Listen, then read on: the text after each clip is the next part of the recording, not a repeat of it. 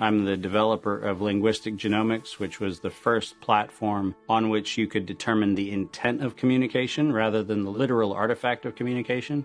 But we've also used that technology for a number of other applications in defense and intelligence and finance, and most notably in the early 2000s, my company was responsible for bringing down what was at the time one of the largest tax frauds in U.S. history. We maintained a series of inquiries into every individual, every organization, and every company that is involved in anything that either blurs the line of biological and chemical weapons or crosses that line in any of 168 countries.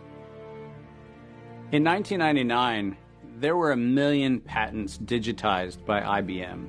And those 1 million patents were the first time human innovation had been put into an electronic digital searchable format.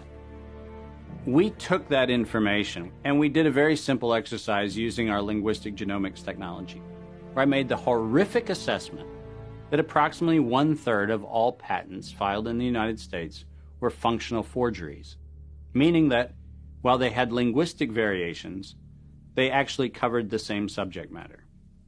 In 1999, patents on coronavirus started showing up, and thus began the rabbit trail.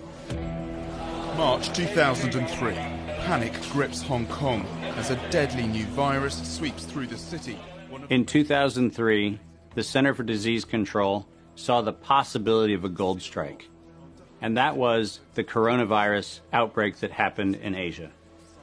They saw that a virus they knew could be easily manipulated was something that was very valuable, and in 2003 they sought to patent it.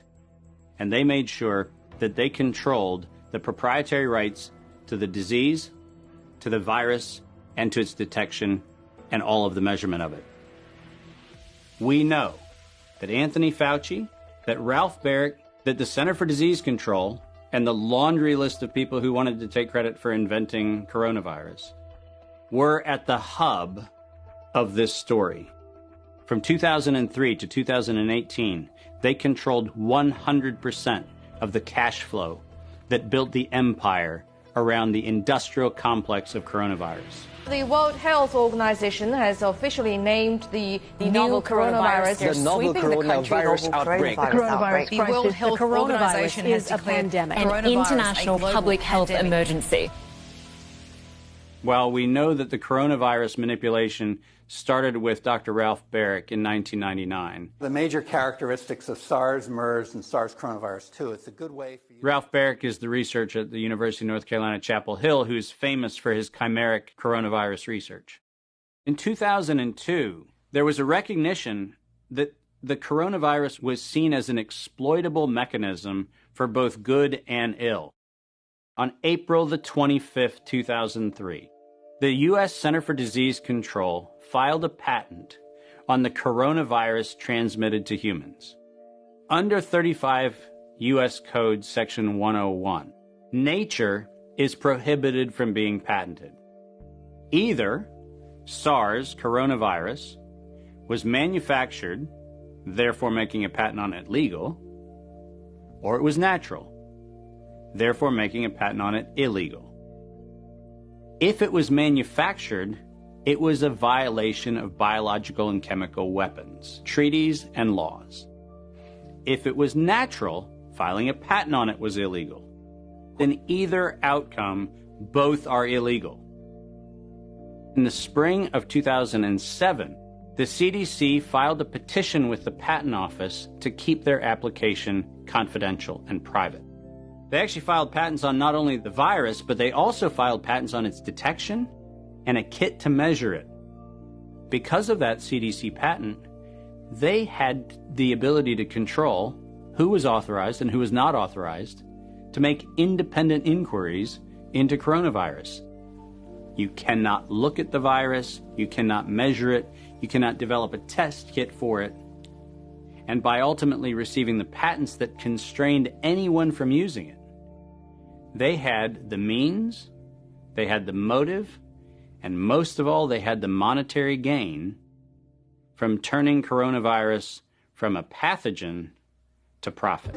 Developing and owning a coronavirus vaccine has become a biotech arms race with political overtones. This vaccine gold rush is starting to bother me. Gold rush. Let's keep that in mind. And so somewhere between 2012 and 2013, something happened.